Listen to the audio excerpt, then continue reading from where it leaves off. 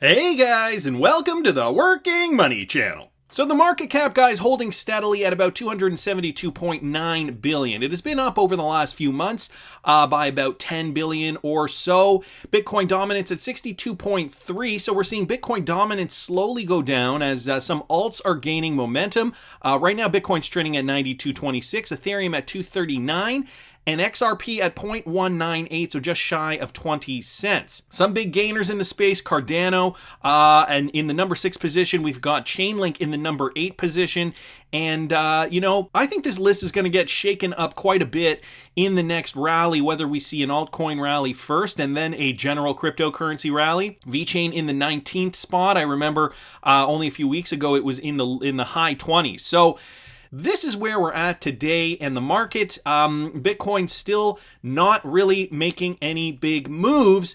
And of course, this is why we're seeing this in the Bitcoin dominance as altcoins are going up. Bitcoin dominance, as a result, goes down. So, a few months ago, we were seeing Bitcoin dominance in the high 60s, now sitting at 62.03 because of this. No movement with Bitcoin. If I bring up XRP, this is XRP on the daily. No big moves with XRP, at least not within the last few days. We saw this surge, a bit of a surge upward, but still not too much movement. VeChain, guys, making some moves up here. It looks as though, I'll put it on the hourly here, we can see a very strong trend here. After this rebound, we are seeing a strong trend on the hourly, higher lows, higher highs, but ultimately VeChain needs to breach that 0.022 cent mark. VeChain, I'm still excited about it. I'm sure a lot of you guys holding VeChain are very excited about it as well. And yet XRP, we've been in this for a long time, and something is going on with XRP. I'm not entirely sure, but the market will do what it wants. Brad Garlinghouse has said famously that XRP right now, the day-to-day prices they don't bother him at this moment in time, and the market is what's dictating what the price is for XRP. So more people interested, more people excited, more people will buy it, the price will rise based on a speculative investment. And conversely, if people are not too interested, price will go down. And I feel like despite all this great news we're having, a lot of the spec investors that were in the space in 2017, 2018 have just given up. I found that when I started my channel, there were a lot of different people in the space, and a few people have hung on. But, it's been a couple of years, and for immature investors, that can be a problem because they haven't seen their crypto moon. They got very, very triggered, I think, with a lot of the bearable guy stuff. They had to bail on their XRP. And, to each their own. Everybody's got their own playbook. Everybody sees value in different cryptocurrencies. News is coming out, but nothing so great. There are some partnerships here and there, but we've even seen this with ODL, and this was mentioned a few months ago. I'm not going to read this article because I believe I've already talked about this when Ashish Burla was stating on Twitter that the ODL volumes for June were going to look very different, and we're seeing that mirrored here. Ali here on Twitter says, no, seriously, can someone explain this to me? And this is the liquidity index bot with the low volume down here, but now actually what's happening is we're seeing negative volume. So negative 22,185 is the volume. So that's a negative volume in ODL. Is that like a black hole? Looking for answers here, and I was going through this thread. I couldn't find any good explanation about how this liquidity can actually be in the negative. So if somebody does have a answer for Ali G, please do put it down here in the comment section of this video, or I will link this Twitter thread in the description if you wanted to add it to there too. But guys, see, this is what we're faced with in the XRP community. There are things, very bizarre things that are going on, and there's no rhyme or reason for it. Ripple still has been forging ahead, making partnerships, doing their thing, but I think XRP is not their top priority to be talking about with relation to price. Clearly, they need to build the infrastructure in order for it to move organically. However, we are seeing some interesting movement in the space, guys. I saw this from Peruminati on Twitter. It's Binance to Ripple. So he's talking about the wallet transaction here. It's not an unknown transaction. So this going from Binance to a Ripple wallet, a transaction of about 27 million XRP, worth about $5.3 million USD. So the timestamp was for yesterday. Interesting. Some people down here joking around saying, why is Ripple buying back XRP? And somebody saying down here, JP, saying, we don't know the reason, but maybe they want 75% of the cryptocurrency in order to, dump on us investors. People are getting really nasty here, just because price isn't moving and we were really expecting a big move in 2020. And to be honest, guys, we were seeing it before the beer flu crash back in January, and up until mid-February, we saw this exponential gain for XRP. Then the beer flu hit, and then we saw the market collapse. So where could we have been had this not happened? Could we have been somewhere in the 30-cent range? I don't know if you guys remember. It was only February when we were at 34 cents. That's not too bad, right? Anyway, gonna keep moving along. So the Spiritual Groove here on Twitter, at Groove Spiritual, pointed this out. And I thought this was very interesting. Ripple has just removed all 300 plus so-called banking partners from their website, vagued out the names LOL. So now, on their website, you cannot see their names, but that's not necessarily true. If you actually go to the website here, so here I am on the Ripple website, and if you refresh, you can see the names, the partnerships all do come up, and then after a couple of seconds, they get blurred out. Our customers, 300 plus financial institutions across 40 plus countries worldwide, join the network. So what they want to do, they want to entice new prospective clients. At least this is my opinion. I think they want to entice new prospective clients to get on board. What they're doing here is they're teasing anybody who might be interested in getting into Ripple. They are teasing them with some of these famous names. I'm sure a prospective client will take a look at this list and say, oh, wait, I know MoneyGram, I know Coin1, I know Neum. Wait. What other customers do they have? Oh, I know Mercury FX. I'm going to join the network. And so what they'll do is they'll click there. They will input their information, and that just means more information for Ripple to work from. So I don't think it's anything nefarious. I don't think it's anything strange or unusual for a company like this to be doing. To me, it all makes sense. It is another just stylistic choice, too, for the website. It looks kind of cool, actually. I like that blur effect. It looks very modern. And did you guys hear about this new milestone for VeChain? So guys, this posted here from Crypto Ed on Twitter. VeChain's surge traffic is up by 500%. That's right. So VeChain is gaining much popularity and people are beginning to make findings of the digital currency on Google. And this data was established from the Google Trends website. So based on the data, VeChain's interest over time grew from 20 to 100, a growth of approximately 500%. The data is an indication of the increasing search for VeChain in the last 90 days.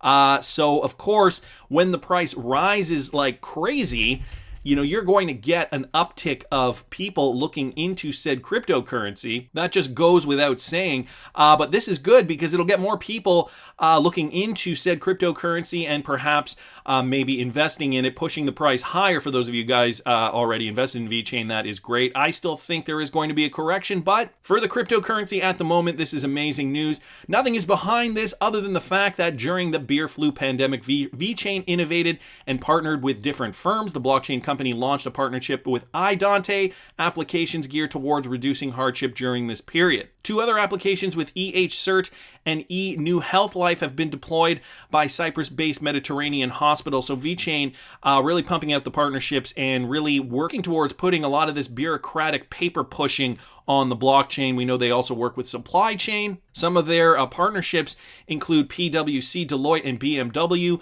And Walmart China make use of the blockchain technology and pay for the gas fee during transactions using the VET token. Really interesting to see that, guys. So VeChain search traffic going up. I wouldn't be surprised if VeChain made it close to the top 10. I don't know if it will be in the top 10, but made it close to the top 10 in the next rally once we see a cryptocurrency bull run. I also saw this, guys, here on Twitter from XRP Crypto Wolf. Ripple's new partner, Currency Cloud, has secured an e-money license from Netherlands Central Bank. So Currency Cloud, the latest partnership that we've heard from Ripple, or one of the most recent ones, has now received their e-money license from the Dutch Central Bank. The license is one of only 7 issued to non-banks by the Dutch Central Bank and will allow Currency Cloud to store money and operate e-wallets on behalf of its clients, as well as process payments and collections. The license is part of the company's strategy to expand its European footprint from its existing Amsterdam office, bringing faster and more transparent cross-border payments to more European financial institutions. It also endures passporting rights, which allows Currency Cloud to continue operating across Europe, no matter the outcome of Brexit negotiations, which is critical as well. The company will remain headquartered in London, however. Mike Levan, CEO of Cryptocurrency Cloud, I keep saying Cryptocurrency Cloud, it's Currency Cloud, comments, this is what his comment was: "The beer flu has accelerated the rush towards digital payments, and Europe represents a tremendous opportunity for Currency Cloud. The Netherlands possesses the perfect blend of factors to support our expansion in the EU. It has a strong fintech sector, access to top talent, and a safe regulatory environment which allows us to keep driving forward for our services and products." So Ripple partnered Currency Cloud, now one of the 7 non-banks that have been issued a e-money license from the Dutch Central Bank. Great news to hear there for the advancement of digital currencies on that front in the Netherlands. We also got this, guys, from XRP Crypto Wolf. Ripple's early investor, Standard Chartered Bank, has invested $18 million in a funding round for cryptocurrency Custodian Medico, which is focused on the institutional market, citing a need to improve the undeveloped market infrastructure in crypto assets. So more crypto adoption here. A Series A round was oversubscribed twice due to the high demand. The funding will primarily go towards expansion in the US, Western Europe, and Southeast Asia, according to the press release. Metaco's main product is Silo, which provides financial institutions with a cold storage and exchange service, as well as the ability to tokenize assets. Alex Manson, Standard Chartered's head of ventures, said they had invested in Metaco to improve the undeveloped market infrastructure surrounding digital assets. Standard Chartered's revenue was $15.42 billion in 2019. It's unclear how much it invested into Metaco's round. Nevertheless, Standard Chartered, an early Ripple investor, so they obviously have skin in the game. For cryptocurrency rules and regulations to be clear in a lot of the Western world, including the United States and Western Europe. So, they're pushing their weight. They're adding to the fund $18 million. And this was an oversubscribed Series A round. So that is looking promising. We also got this, guys, from XRP Crypto Wolf. The 5th largest bank in the world and Japan's largest financial institution, Mitsubishi UFJ Financial Group, is going to issue its Japanese yen-pegged stablecoin. So Japan, obviously, a big player in the space, and this bank, the Mitsubishi UFJ Financial Group, or the MUFGT, is reportedly planning to issue its own digital currency in the second half of 2020. So this was initiated back in 2015. The digital currency project was originally designed to run on a blockchain network and facilitate instant peer-to-peer transactions. Following multiple delays, the initiative is now scheduled to be rolled out no later than 2020. This reported by Cointelegraph on July 13th. We think that everyone will be able to use it openly. This coming from Hironori Kamizawa, president and CEO of MUFG.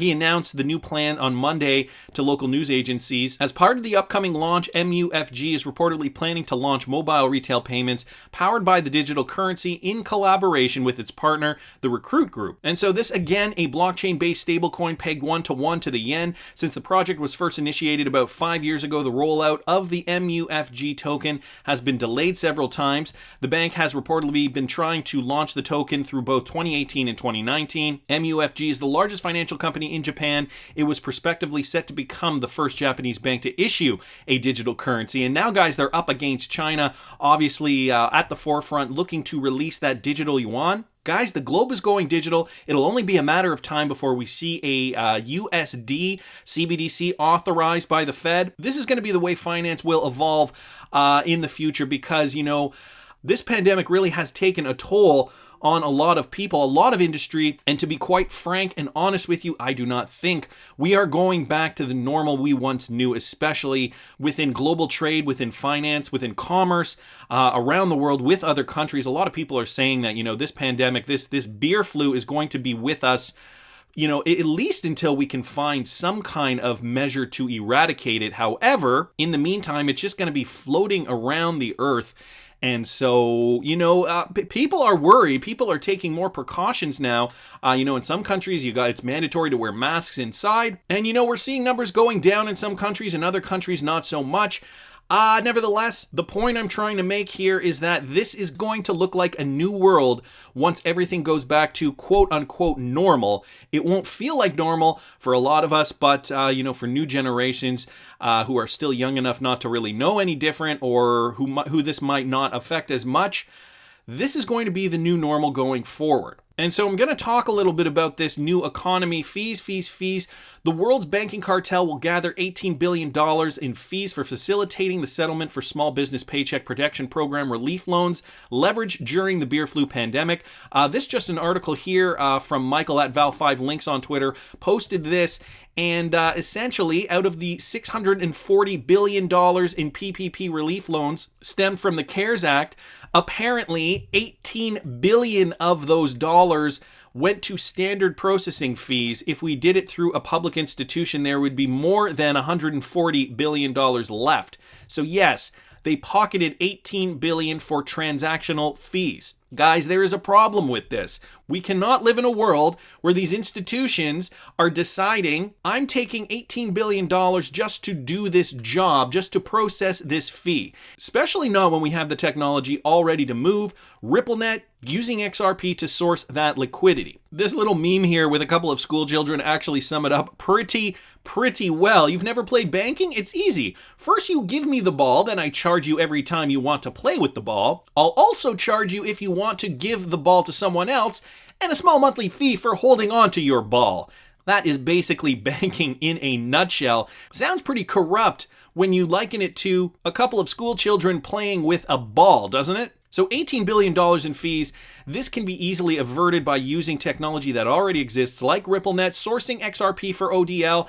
And, we're coming out of this, guys, and there's still a lot of question marks out there. How is the world going to form? What's going to happen to the economy in the meantime? Have we seen the worst of it? Is it going to get even worse than this? And how are we going to deal with the beer flu coming out of this? So New Creation Capital posted this, which I thought was kind of interesting with regards to the vaccination. Now, this is connected to Ripple. This from the vaccinationreaction.org. Tracking vaccination status by phone is now active. So you soon may be living in a world where your personal health data, including results from beer flu testing and data proving whether or not you've received certain vaccines, must be shared and authenticated before you're able to enter a sports arena, travel by air, or even enter your workplace. The technology behind such innovations, which many are calling a threat to civil liberties and privacy, is already available to the general public in the App Store and Google Play via the Civic Technologies Civic Wallet. Civic Technologies, which bills itself as a leading innovator in digital identity solutions, released its Civic Wallet app June 16, 2020. Previously, it was only available in private beta mode. So we've heard of this kind of tracking before, right?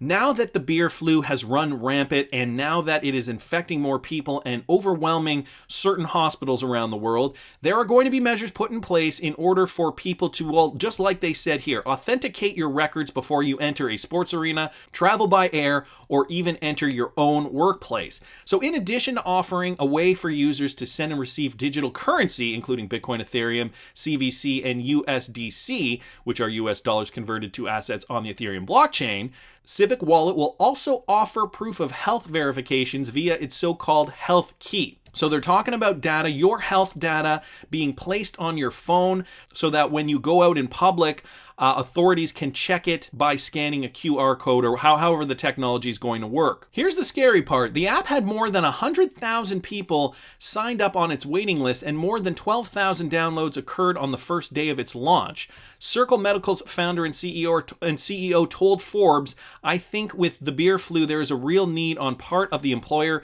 to be able to screen and assess beer flu risks before they let people back into the workplace." So people voluntarily signing up for this. What's even scarier than that is the fact that this could become mandatory, which doesn't infringe on your rights if it's a public safety measure. I'm sure some would argue yes, I'm sure some would argue no. Will the notion of human rights have to be changed because of this? That is a big question mark as well. So they're talking about this technology that was created by this company, Civic Wallet, and they're talking about how this will connect eventually to moving towards a global currency. Now, guys, I've talked about this in the past. I've made a video with regards to ID 2020 and the Bill and Melinda Gates Foundation. You know what? I will link it up here if you guys want to watch that one. It's interesting to see the connections and how it seems peculiar that a lot of these people seem to be not so obviously pushing for global control over your information, health data. Microchipping people is a part of that video with regards to a cashless society, so on and so forth. A lot of great gems in that video. Anyway, wanted to keep going on here because I did mention Bill and Melinda Gates. Google and the Bill and Melinda Gates Foundation and the Rockefeller Foundation formed Mojaloop, which is an open source software designed to be used for financial transactions that is intended to be hosted by a government or financial institution authorities. Mojaloop is poised to create a platform that allows people from all over the world to send money to each other with low transaction fees similar to the Civic Wallet. Ripple, a payment cryptocurrency and platform currently used by some banks, will be the foundation of payment processing for Mojaloop. So I know you guys have heard about the Mojaloop news. We know that Google and the Bill and Melinda Gates Foundation, including the Rockefeller Foundation, has funded this. And now they're talking about it being that global mechanism to usher in this new world of global currency transactions moving to a cashless society. This on top of this story from the vaccination reaction, okay? I don't even think this is a cryptocurrency outlet. This has to do with vaccinations. It's thevaccinereaction.org is the website. So they're talking about Ripple. They're talking about Mojaloop here. They're talking about how the world is changing and how they're slowly getting people comfortable with this idea of handing over their information willingly, which I've got to say is a pretty scary proposition considering the world we once lived in and the world we are moving into. And guys, other fintechs are realizing that they have to play the game in order to survive because I have a feeling the writing is on the wall and a cashless society is inevitable. This from Ali G at Ali G. Ali on Twitter. PayPal confirms now that they are developing crypto capabilities. So yes, PayPal, one of the major online payment giants, has confirmed that it is working to bring crypto capabilities on its platform. As reported by The Block, the revelations were made in a letter to the European Commission in March, responding to the body's public consultation on its proposed framework of crypto assets. As an innovative fintech company, and by virtue of its mission, PayPal is monitoring the evolution of the crypto asset space, the payment company noted. The letter detailed that PayPal initiated its development in the crypto area last year. Okay, so we know that it joined the Libra Association and then bailed for an unknown reason. And then MasterCard, Visa, all those guys bailed at the same time pretty much. PayPal has taken unilateral and tangible steps to further development its capabilities in this area, and therefore, without questioning the value of the project, took the decision not to participate. Okay, so that's a statement with regards to Libra. But PayPal is continually monitoring and evaluating global developments in the crypto and blockchain distributed ledger space. PayPal would be supportive of a harmonized approach across the EU markets on applicable licensing or authorization requirements. The California headquarters company further suggested that the EU should bring clear definitions for crypto assets and thus properly licensing and regulating companies in the industry. So PayPal, it was rumored before, but now they are confirming they are getting into the cryptocurrency game. Just another one of the major online fintechs that has been around now for almost 2 decades, realizing that the future is in cryptocurrency. So to me, it is no coincidence that we're seeing these fintechs jumping on board, especially when we're seeing this kind of thing happening in our world with vaccination tracking now going to be stored on the blockchain. The fact that this is a use case that has ultimately just been pushed upon us. And, they even mention Ripple in this thing with the Mojaloop connection, sending money to anybody worldwide with low transaction fees. This is all going to be part of a global framework, guys, I think, in this changing world. I report on the news every day saying, Japan's doing this, Standard Charter's investing into this kind of crypto thing. VeChain obviously has their place in this world with supply chain. Cryptocurrency is still in its infancy, but that won't be the case forever. You and I, guys, we're the early adopters. We're going to be the lucky ones when this all shakes out. So what are we all worried about? These day-to-day fluctuations? They will be laughable when this market goes to the moon. Anyway, guys, that's just my opinion. But I want to hear what you guys think. Please subscribe to the channel if you haven't already. Like the video if you like the content I'm providing. I always love hearing your comments. See you in the next one, guys.